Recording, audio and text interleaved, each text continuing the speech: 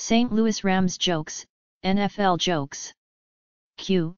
Why does President Obama want to send Rams QB Mark Bulger to Venezuela? A. The CIA are convinced Mark is the only American who can overthrow Hugo Chavez. Q.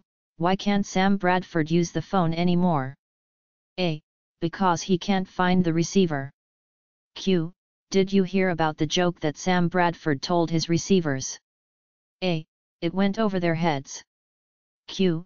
How many St. Louis Rams does it take to win a Super Bowl? A. Only one, Kurt Warner, and he's retired. Q. What's the difference between the St. Louis Rams and a dollar bill? A. You can still get 4 quarters out of a dollar bill. Q. How many Rams fans does it take to change a light bulb? A. None. They are happy living in San Francisco's shadow.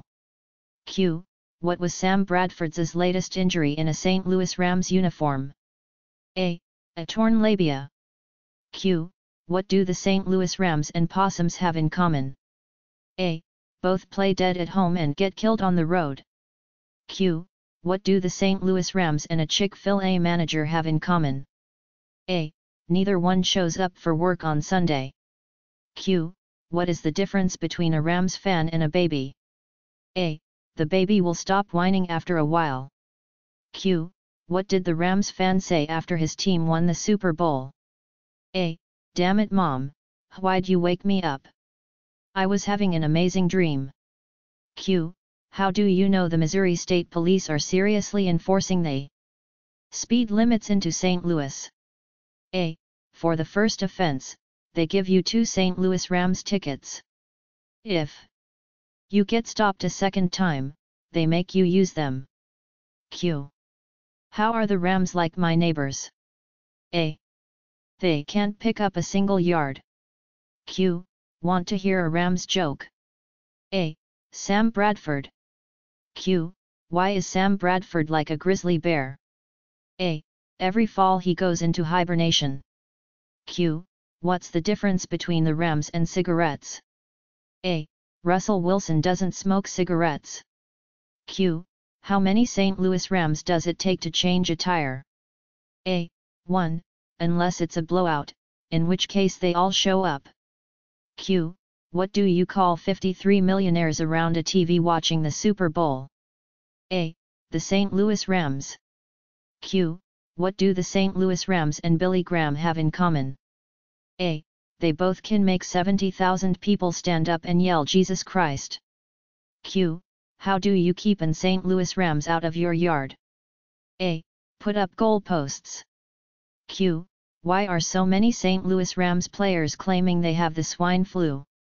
A. So they don't have to touch the pigskin. Q. What is a St. Louis Rams fan's favorite wine?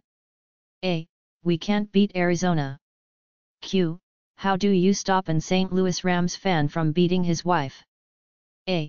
Dress her in New Orleans black and gold. Q. What is the difference between a bucket of shit and an St. Louis Rams fan? A. The bucket. Q. If you have a car containing a Rams wide receiver, a Rams linebacker, and a Rams defensive back, who is driving the car? A. The cop. Q. How do you castrate an St. Louis Rams fan? A. Kick his sister in the mouth. Q. What should you do if you find 3 St. Louis Rams football fans buried up to their neck in cement? A. Get more cement. Q. What's the difference between an St. Louis Rams fan and a carp? A. One is a bottom-feeding scum sucker, and the other is a fish. Q. How did the St. Louis Rams fan die from drinking milk? A. The cow fell on him. Q. What do you call a St. Louis Ram in the Super Bowl? A. A referee. Q. Did you hear that St. Louis's football team doesn't have a website? A. They can't string 3 Ws together. Q. How many St. Louis Rams fans does it take to change a light bulb? A. None. Lava lamps don't burn out, man. Q. What does a St. Louis Rams fan and a bottle of beer have in common?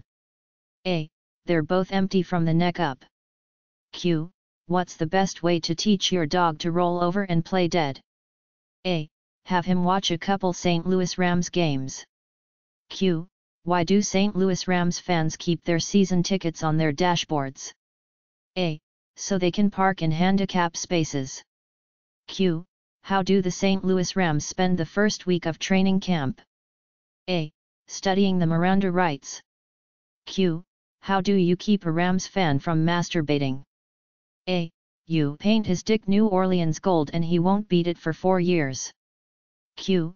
Why do the St. Louis Rams want to change their name to the St. Louis Tampons?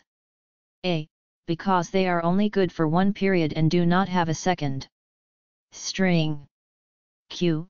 What's the difference between the St. Louis Rams and the Taliban? A. The Taliban has a running game. Q. Where do you go in St. Louis in case of a tornado? A.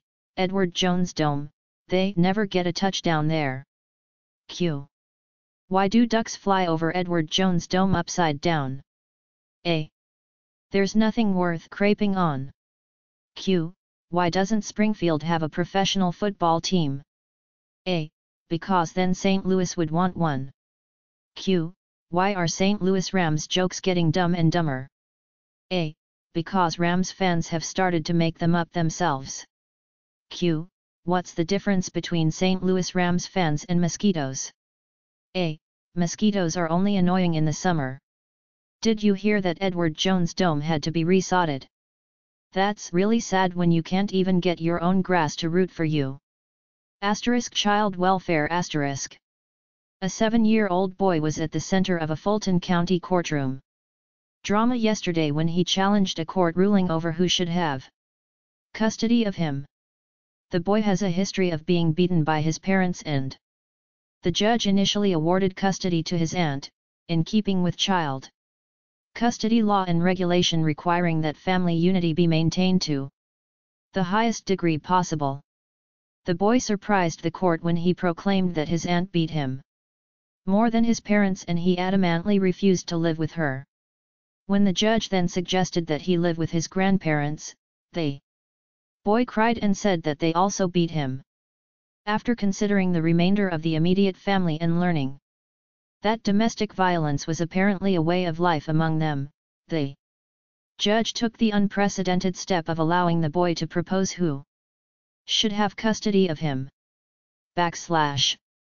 After 2 recesses to check legal references and confer with the child welfare officials, the judge granted temporary custody to the St. Louis Rams, whom the boy firmly believes are not capable of beating anyone.